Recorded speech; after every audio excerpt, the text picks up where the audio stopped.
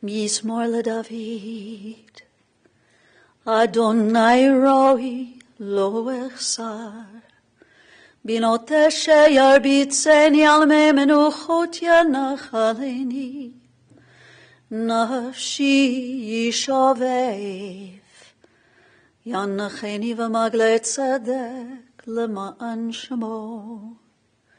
Gam ki relech begetz amavet, lo hirara ki ata imadi, shivtecha umishantecha hema yenachamuni. Ta'aroch lefanai shulchan neged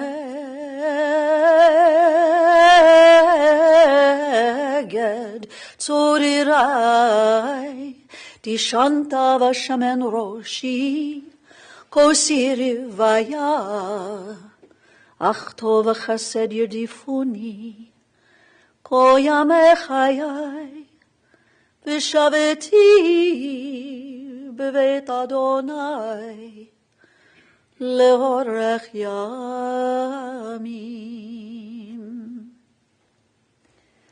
Friends, I've chanted for you the words of our 23rd Psalm.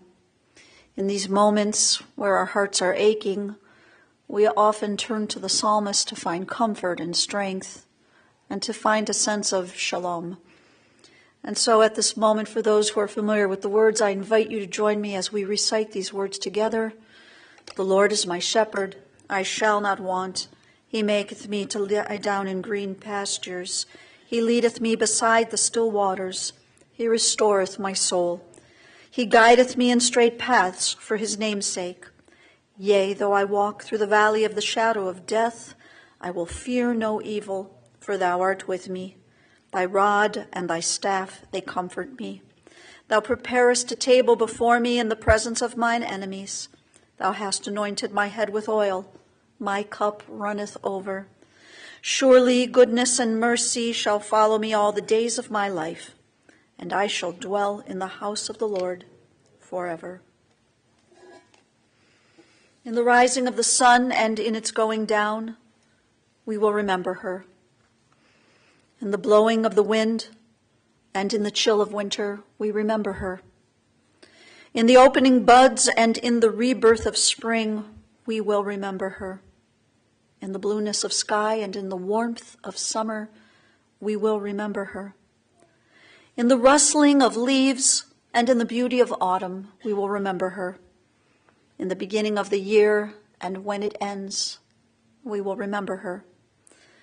When we are weary and in need of strength, we will remember her.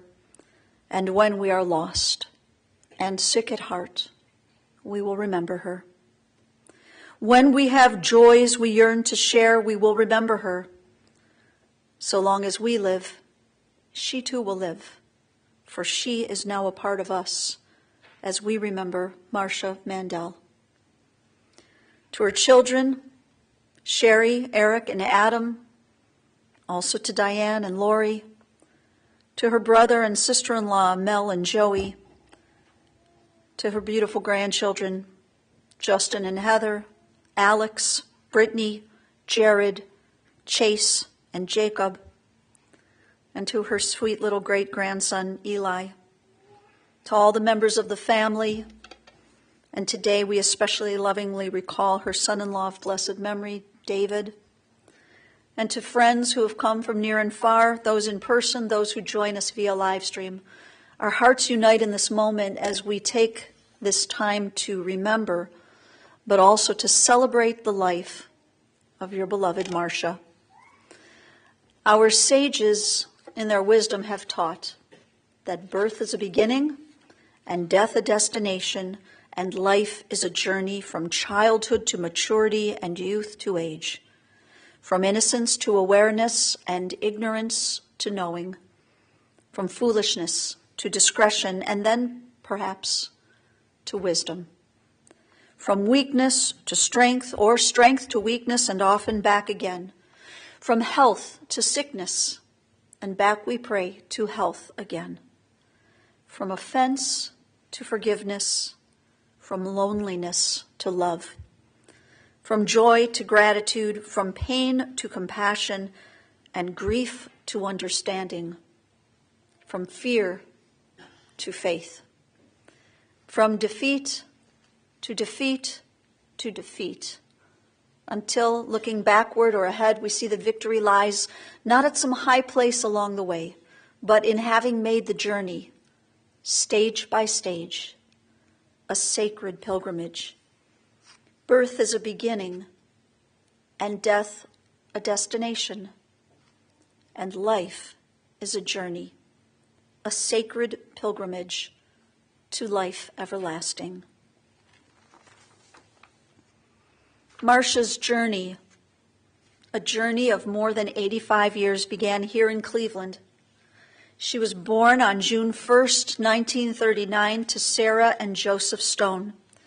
Before baby Marcia was even 6 months old, her mother died from complications due to an allergic reaction. Her father, Joseph, remarried a year later, and Joseph's new wife, Ethel, raised Marcia as her own. She was a wonderful mother to Marcia, and in turn, Marcia grew to be a devoted daughter to Ethel. The marriage of Ethel and Joseph brought about Marcia's twin siblings, Sandra and Melvin. And Marcia was raised in a traditional Jewish home, and hers was a very, very happy childhood. Her father owned and operated a grocery store on Taylor Road, and not far from her father's store was the family's home where Marcia grew up, on Powell Road in Cleveland Heights.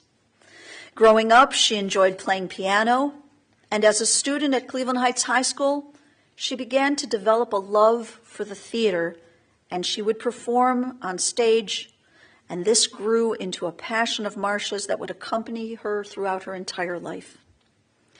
Now, living just around the corner from the Stone family was the Mandell family. Larry Mandell and Marcia Stone, in the words of her children, were childhood sweethearts. They were able to see each other's backyards, and at night, by blinking their respective bathroom lights, they found a special way to say goodnight to each other every evening. On one milestone day, when Larry was 21 years old and Marcia just 19 years young, they went for a stroll in the rain, and when they returned from this walk in the rain, they were engaged. Marcia and Larry married on June 8th, 1958, and they remained united in love for over 61 years until the time of Larry's passing. As each one of their 3 children entered into the world, this Mandell family portrait continued to grow even more beautiful and complete. And Sherry, Eric, and Adam, your parents made for you a warm and welcoming home where you and extended members of your family, first on Fairhaven and Mayfield Heights and then moving to Highland Heights, they created a home that was warm. Everybody was welcome. And as we spoke yesterday, you expressed how Mom and Dad were opposites in a way, and we all know that saying that opposites attract, and your dad absolutely adored your mom. Together they enjoyed being a family and dining out with friends, and they were blessed with a wonderful group of friends. And your mom and dad were a united front when it came to their love for all their favorite Cleveland sports teams, the Browns, the Cavs, the Indians, now Guardians. They were huge fans. And in a moment, we will learn more about Marcia and her talents and experiences on stage as her children come up to share stories with you. But for now, I will just say that Larry, your dad, her beloved Larry, he did not love the theater. It just wasn't his thing. But he went to every show that featured his sweet Marcia. As Marcia and Larry traveled the road of life together, so too they journeyed the world together, traveling through Europe, Mexico, to Jamaica. There were the many trips to Florida, several cruises, and wonderful sailboat excursions with friends. As I sat with the family yesterday and learned more about Marcia's life and her accomplishments, I came to understand that in many ways she was the unofficial mayor of Cleveland. While working for the Cleveland Growth Association as their director of downtown activities, Marcia's creativity and out-of-the-box thinking helped to grow Cleveland's appeal to would-be tourists, along with providing a heightened sense of pride among native Clevelanders. It was Marcia's idea to put in that ice skating rink at Public Square during the holiday season. She nurtured the party in the parks and the square-to-square celebrations. And following her time with the Cleveland Growth Association, Marcia worked independently for the betterment of our city before accepting a position with the Historic Warehouse District, where Marcia helped to organize many events, including the fabulous art fairs. Her daughter-in-law, Lori, shared with me that when the art fairs were in full swing and vendors were running around and patrons were going from spot to spot, Oftentimes you could hear people yelling out, "Who's in charge?" And someone invariably would point to that little white-haired lady with the headset, and they'd say, "She's in charge." And she was. And that was Marcia, calmly running everything to a T. When the historic warehouse district would offer walking tours of Cleveland, Marcia would dress up as the wife of Alfred Kelly, Cleveland's first mayor. And dressed up as the mayor's wife, she would be standing at one of the points along the walking tour, and to those assembled would offer a piece of Cleveland's history. In addition to her many accolades, she spearheaded the Cleveland Summer Fair marketing program. She worked for Gateway Neighborhood, Harvest for Hunger, and for the Cleveland Food Bank. No surprise that in 2008, Marcia was honored as the recipient of the Ruth Ratner Miller Lifetime Achievement Award from Downtown Cleveland Alliance in recognition of her efforts for the betterment of downtown Cleveland.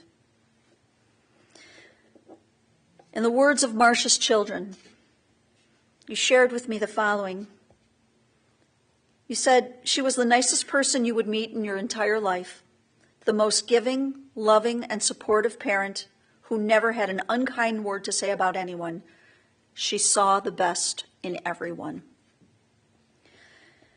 Marcia blessed so many of us with her presence, and she was doubly blessed with the family that surrounded her. Eric in Florida, living in Florida so many miles away, but you did not let the miles come between you and your mom. And Adam and Sherry here in town, the closeness in proximity and the closeness in your hearts, this was a blessing for her beyond measure. And all the loving grandchildren of Marcia and Larry, you were the most precious gems in your Nana's crown. And for her to have known little great-grandson Eli, this must have been the absolute greatest joy. Friends, before we hear from some of the members of the family, I want to share just a couple more things with you. And one is that this week was an exceptionally sad time for our Cleveland Jewish community.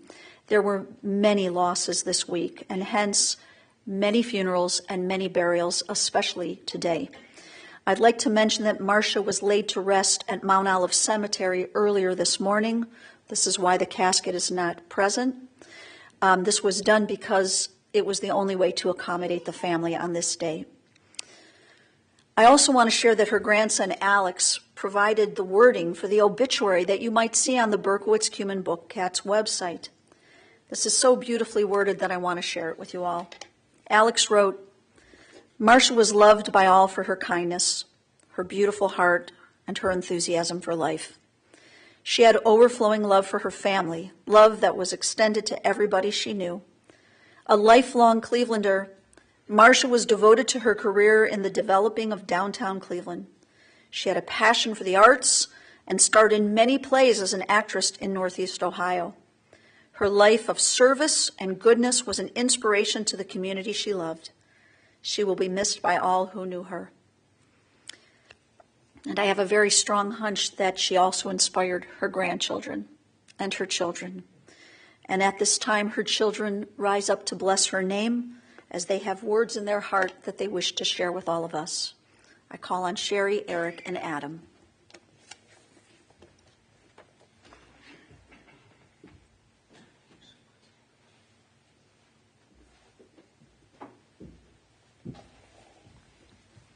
The group text with Alex. He's going to be sending that he had the best obit ever.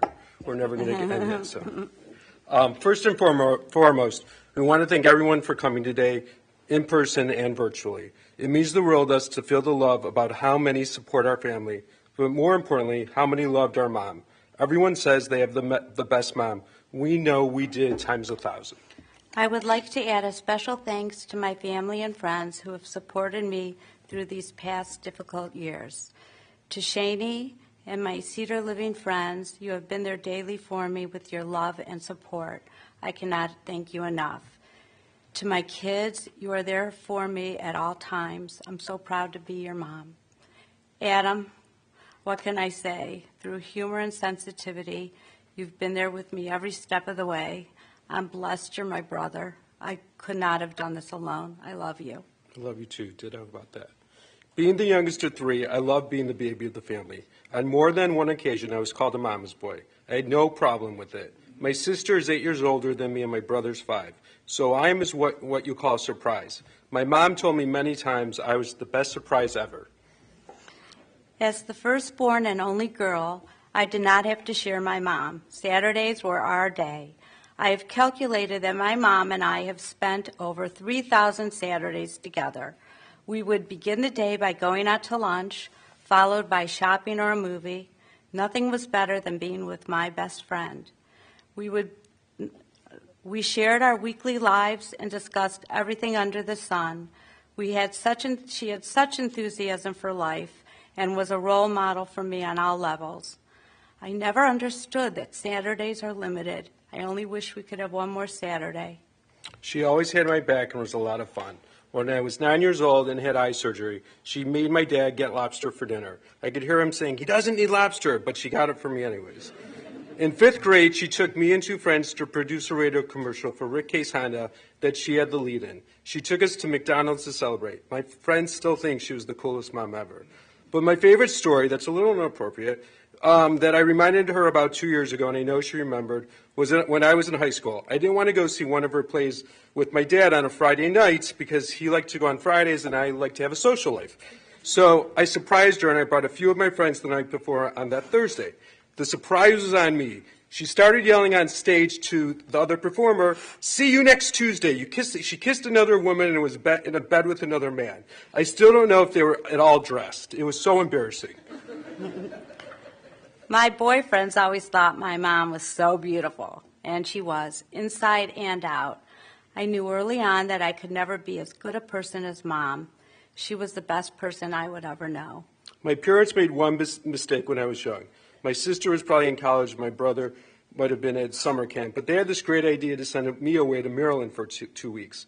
They drove me to Maryland. It took 2 days to get there, which is crazy because my dad drove 120 miles per hour. But it was a horrible drive. I got them both back. Within 48 hours, I missed my parents so much, they bought me a plane ticket to come home. I think I had to wait at the airport for them to pick me up because they were still driving home. Adam and I share missing home. My mom never let me quit anything. When I was a child, my mom insisted I not quit Girl Scouts and forced me to attend a Girl Scout camping trip. While there, I was sick with a strep throat. My revenge was coming home and staying home from school for weeks. No one knew what was wrong with me. Finally, it was discovered that I was afraid of missing my parents again.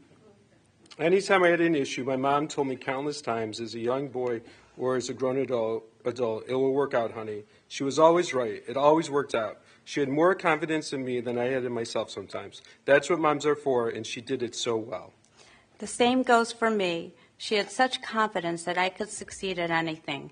On one occasion growing up, when I did not succeed in being elected to something I hoped for, her words of comfort were found in one of my dresser drawers. She left a note telling me that she knew I would achieve many great things in my life, and that when I do, I would experience so much more pleasure from my achievements, since I knew what it felt like to lose.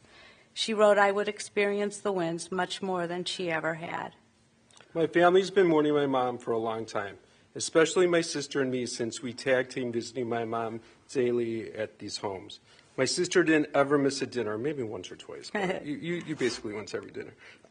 I said this at my dad's funeral, and I'll say it again. Alzheimer's absolutely sucks. However, she still knew my name every time I came to visit. She was always glad to see me, and she even loved seeing my dog Georgia more than her grandkids too sometimes, I think. She never forgot me, and I will never forget my mom. Mom, I hope you're drinking a huge glass of wine and eating a big piece of salmon with Dad tonight. Have a piece of Huff Bakery cake with your parents and sister. I love you more than words can say or I can express. I will talk to you for now and forever. I know you will hear me. You will always be the best mom a kid could have. I love you. Words are not enough to describe my mom. Her love was unconditional, her goodness infinite, her capacity for love unlimited. In the hospital, my mom lay with her eyes closed for 2 days before passing. I spent time sitting on the bed and talking to her, rubbing her back, and holding her, hoping she could hear my words. I was alone in the room with her right before she died, holding her hand and talking to her. All of a sudden, her beautiful eyes opened, and she raised her head and looked at me. I'm not a very religious person, but I have to believe that God blessed me with those few minutes to thank her for being the best mom ever. I told her I loved her more than anything in the world and that she would always be with me always. I told her I would miss her, but knew she would be with Dad and her mom. She was asking for her mom. I told her I would miss her every day, but she has given me strength to go on. Not a day will go by that I do not miss my mom. My only relief is knowing that she is no longer in pain. Mom, I'll talk to you all the time and hear your words in my heart. Be in peace. I love you.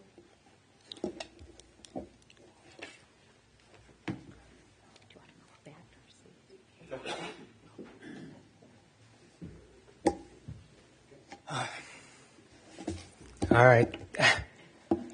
Thanks for coming, everybody. I really appreciate it. My mom and I were very close, and I loved her very much.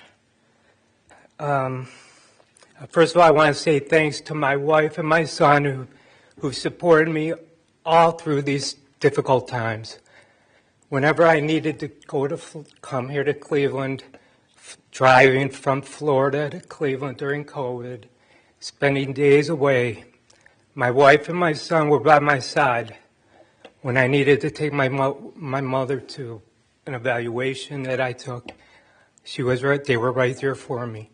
Whenever I had any kind of any type of things that I needed to work on with, or any time where I needed to help my mom, they were always there. I had special people who helped out during my special times. Janet came to visit with my mom weekly or monthly. She would talk to my mom, and they became very good friends. She was there to discuss a lot of things that were going on with my mom, but she was most of all just a friend to her. And I really appreciate you, Janet, for being there. It really means a lot. My wife would always support me, and I really, really do, and my son really appreciate that. That's the main thing.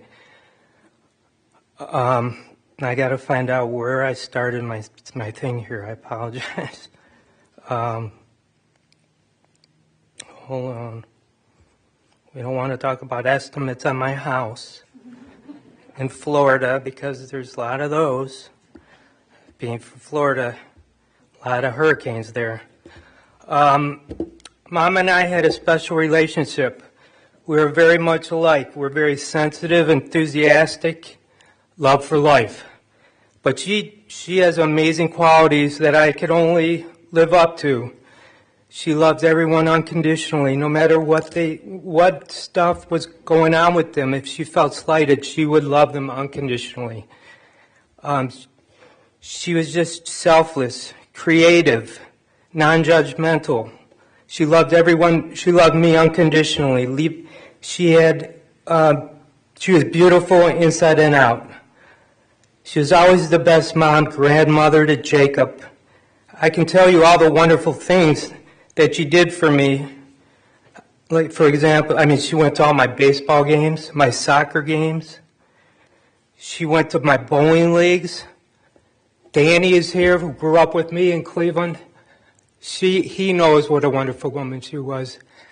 I would spend a lot of times at Danny's house, but my mom was there no matter what. She was there for me all the time. When I had to come home from Ohio State for personal reasons, she was the first person to come to visit me. She had no judgments. She helped me through a lot of difficult times. She was number one, always there for me, loved me no matter what. I loved her no matter what. We were very bonded together, and I love her, I feel for her, and I know she's at peace right now. If any of us can learn anything from their relationship with my mom, anyone in the room, is to remember to be kind to others And remember, no matter what people think of you or what things are going on, is to be strong from the inside out. My mom was not only sweet and loving, but she was also able to overcome and endure with peace and love from her spirit. There's a poem that I came across, and I just wanted to read it, by an unknown author.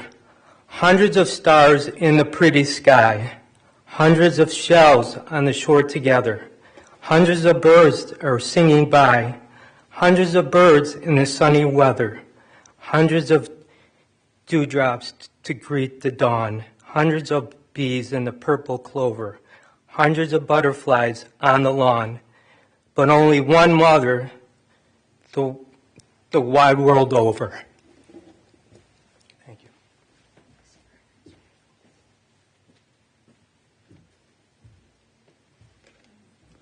Thanks to Eric and Adam and Sherry. And now we want to call on her grandchildren to share memories as well.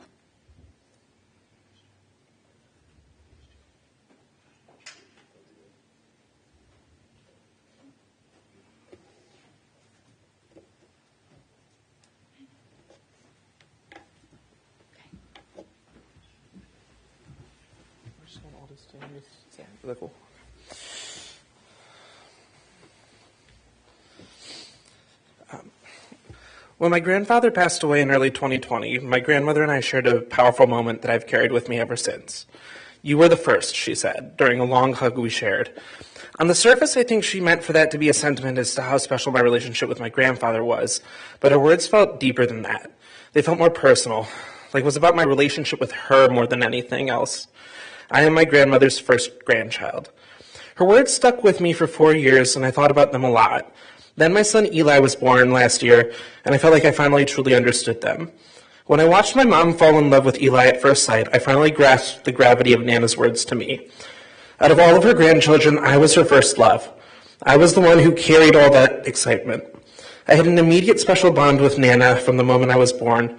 That is a bond unlike any other, and I cannot believe that I'm so fortunate to have shared that with her. That bond and that excitement grew so naturally over the course of my life, but there was more to it than simply being her first grandchild. Nana and I have always been similar, really similar. Of course, there's the obvious beautiful blonde hair that we share, but also our mutual love of cinema and the creation process behind it, and our deep appreciation for the theater. We bonded heavily over our shared interests. Nana was the one I loved talking to the most about the complexities of performance art. We really connected over our lifelong artistic passions, and our conversations about them were electric.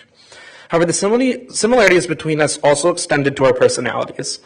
My mom once made the comment to me that Nana and I shared a unique sense of natural kindness. I understand the sentiment of what she meant. Nana was so purely generous, so infectiously kind, so powerfully sensitive, and she cared so deeply about others, particularly her family. I've always been inspired by her and feel a strong desire to be that same kind of person, and I hope that comes across to others. Nana always made me feel so important and loved, and I hope I made her feel the same way. When I first moved to New York, I felt my relationship with her evolve into something unlike any other in my life. We used to talk on the phone for hours about our lives around that time. I remember consciously thinking if I called her, I needed to make sure I had about an hour and a half available to talk with her. I cherished those conversations so much, and we grew very close during that time. She really understood me very uniquely as I made some challenging changes in my life back then, and her support made it so much easier for me to do so.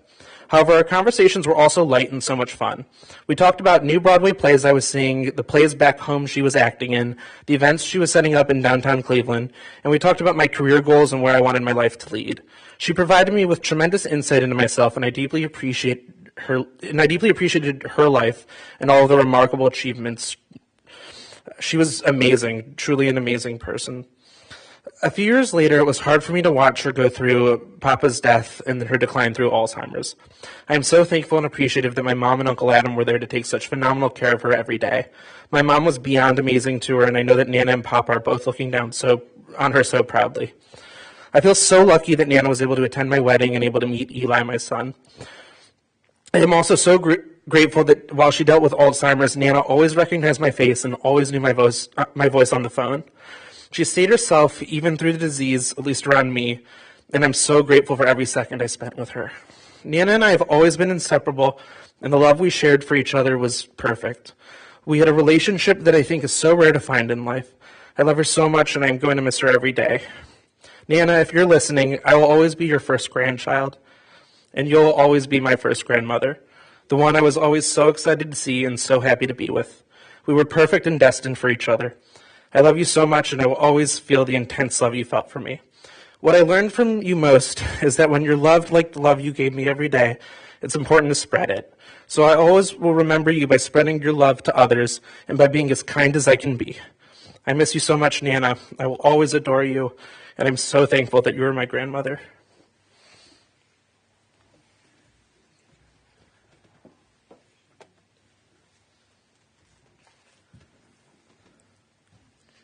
We usually print these out.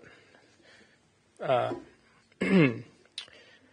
always thought that it was right that Nana's birthday was June 1st because the way she was felt like the beginning of summer. She was the most kind-hearted, beautiful person I've ever met. I'll miss her laugh, her love, and her constant reminders that a lot of young people are moving back to Cleveland. I always tell her that I'm not, but she would always say, well, you never know.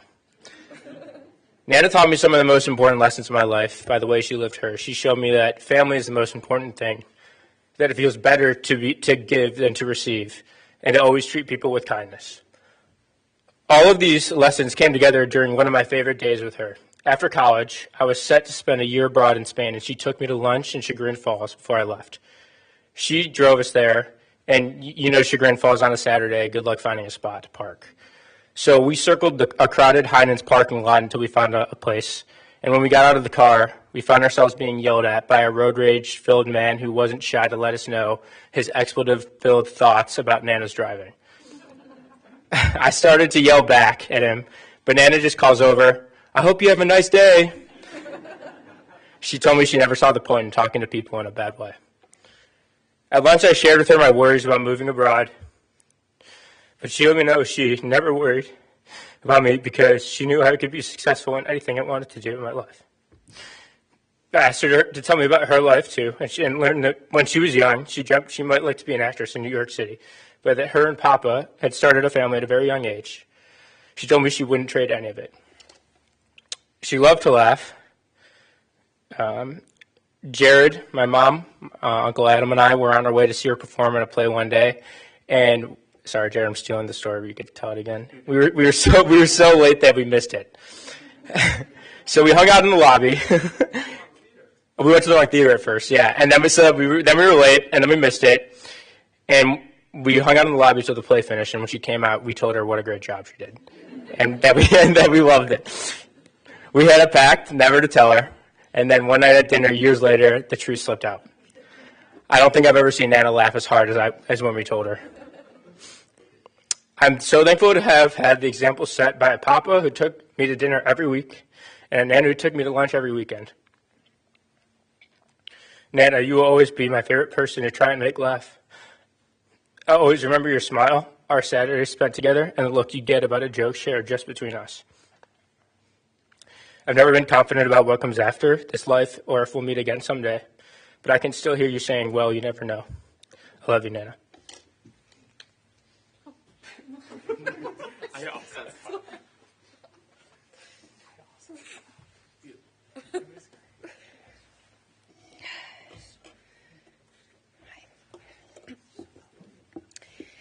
There's so much to say about my Nana.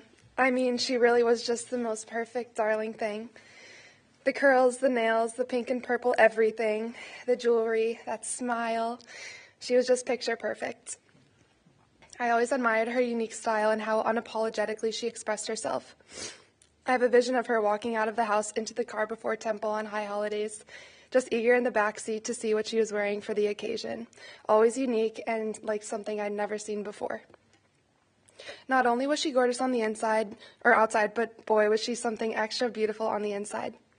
Every moment spent with Nana was joyful and kind. She always had a way of making me feel seen and special, maybe because I was her only granddaughter, or maybe because that's just who she was. I watched her interact with friends, family, pets, even strangers on the street. She was just sweet and loving to everyone. That smile, so big and genuine. You know, those kinds of people that feel like warmth and sunlight and goodness. She was that for everyone. I'm grateful to have had such a strong example in my life of a woman who is beautifully kind, yet also humbly talented and courageous. A memory I will always share about her is watching her perform on stage with confidence and enthusiasm. She was a natural. An actress who is graceful and charming. She was my inspiration for anything song and dance related. Still is, as I'm thinking about getting back on stage this year as a performer myself. She is a reminder to us all that you're never too old and it's never too late to start something new or do the things you love. I just love that about her. A kid at heart. I'll always love you, my Nana.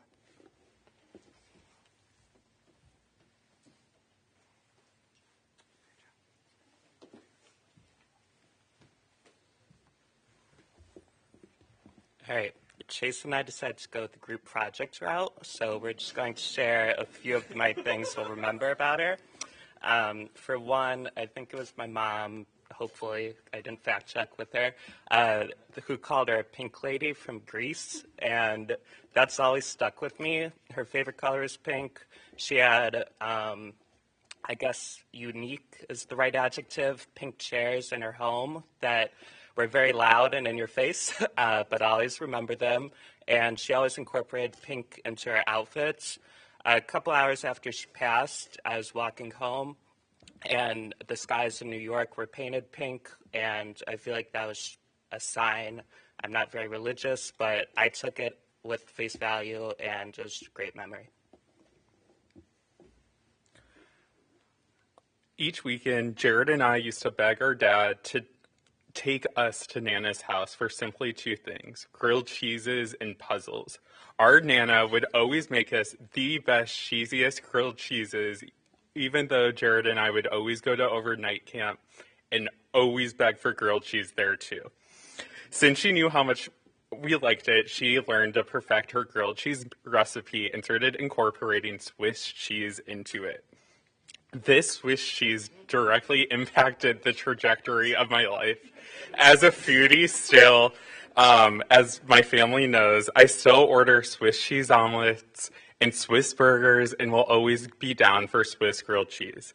The other thing our Nana would do at her house after we had our grilled cheeses is lay out a new puzzle upstairs. Typically during puzzle time, my brother Jared would get to work and do basically 90% of the puzzle, as I would put in one or two pieces and sit on the couch with my Nana and just chit-chat about what was happening at school, what was going on with my friends, and overall just what was happening in our lives. These weekends were always so special and dear to me, and I'm sure Jared too. Yes, they definitely were to me, specific to me too. She'd lay out a giant bowl of blueberries, and it would be like 3 of the big Costco ones all in one bowl, and I think that's what got me to eat fruit. Similarly, I always remember her downtown Cleveland events. Most of her plays, as Alex stole my story, but thank you. The advice she'd give me, I mean, I was looking through on the plane of my texts and emails, and I was sending her my resume. She was sending it to probably half the people in this room. She really was so well connected, and all of the shows, like I mentioned, which Chase has a story as well. Yeah, so speaking of theatrical experiences, as they always were, my Nana was such an incredible actress. One time, she even led to some trauma that's still around me today with chocolate cake. We saw our Nana perform in a murder mystery play. My Nana killed someone on stage using this dark chocolate blackout cake. After the show, the cast was so kind backstage that they let us, the Mandell family, take the cake home. I thought the cake was poisonous because I saw someone die on stage, and my Nana was such a good actress, I believe she was an actual murderer. So what I did is I decided Jared had to eat the cake first. He took a big bite, and after that, I was able to down the cake. Lucky to say, every time I order chocolate cake at a restaurant, at first glance, I still question whether there's a sprinkle of arsenic in it. Thanks so much, Nana. And we'll end on a higher note. I feel like everyone's touched so far that she was one of the most positive people.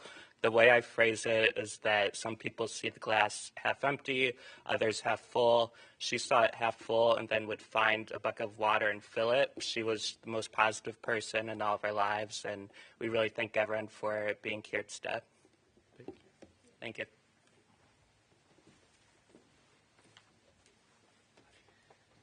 Now, I don't have a fancy speech like my fellow cousins here, but my Nana, she was a very special person to me.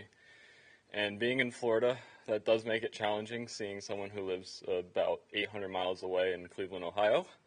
But every time we had the chance to get here, every time we would see Nana and Papa at their place, and it was just always a wonderful time. I think most notably we had a lot of fun when we went to the aquarium because her love for nature and my love for nature were definitely aligned with each other.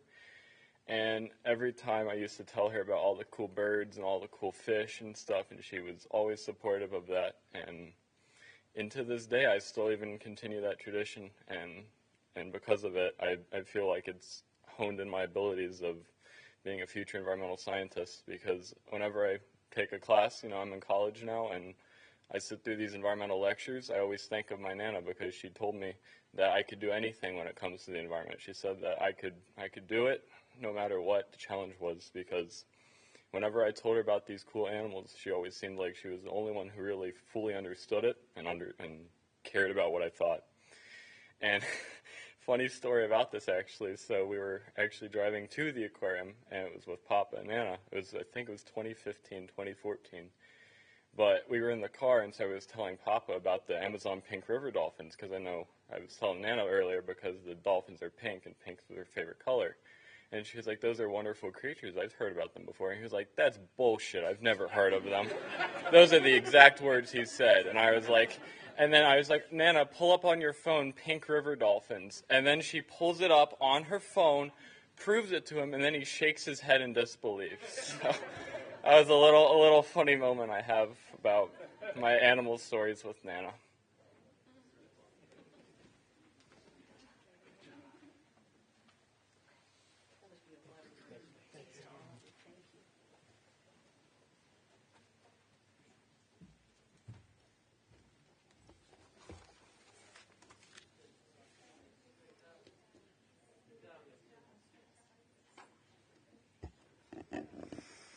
Well, those stories, those memories are absolutely exquisite. Thank you for sharing those. And who knew that Swiss cheese could change a person's life in such a way? I hear you. Friends, in a moment we will share the closing prayers, but before that, let me just share a couple brief announcements. First of all, anyone wishing to make a contribution in memory of Marcia, the family has asked that you might consider the Alzheimer's Association. Also, immediately following our service here at Berkowitz-Kumin-Bookatz, the family will receive visitors at the Mandell home at 5038 Lansdowne in Solon. Visitation will be today until 8 p.m. and also tomorrow 2 times, once from 2 until 4 p.m. and then later in the day from 6 until 8 p.m. After we conclude with the El Mole and the Kaddish, I will ask everybody at that time to please be seated. We're going to just wait 1 minute so that the family can exit first and move to their cars. So at this time, I ask you, if you're able, to please rise for the words of the El Mole Rachamim.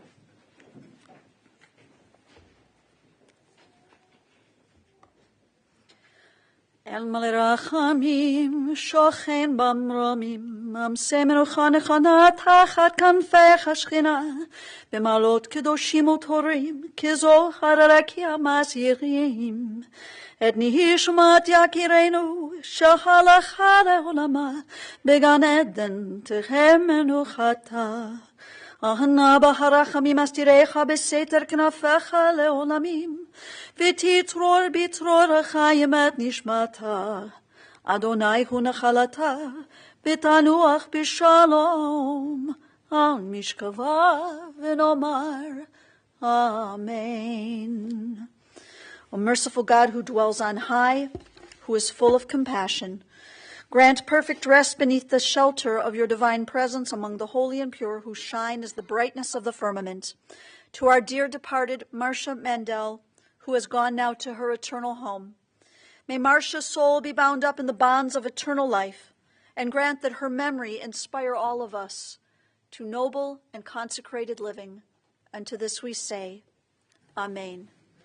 We now join together in the words of the Kaddish as we say, Yitkadal v'yitkadash shemei Rabbah, bi'alma divra chirusei v'yamlich malchutei, v'chayechon uvyomechon uv'chayei dechol beit Yisrael, ba'agala uvizman kariv v'yamru, Amen. Yehei shmei Rabbah mevarach leolam olamei almaya, Yitbarach v'yishtabach v'yitpa'ar v'yitromam v'yitnaseh v'yitadar v'yitalev v'yitalal shmei dekudesha barichu. Le'ela min kol birchata v'shirata tushbechata v'nechemata da'amiran b'alma v'yamru. Amen. Yehei shalama rabba min shemaya v'chayim aleinu v'al kol Yisrael v'yamru. Amen. Osei shalom bimromav, hu ya'aseh shalom, aleinu v'al kol Yisrael v'yamru. Amen. May God, who makes peace in a high place, send peace and comfort to you, the mourners, to Israel, and to all humankind. And to this we say, Amen. You may be seated. Friends, on behalf of the entire family, we thank you for joining us on this sad and most important day. Boachem l'shalom, tzeitchem l'shalom. As you have come here in peace, we pray that you go forward today in peace. Thank you.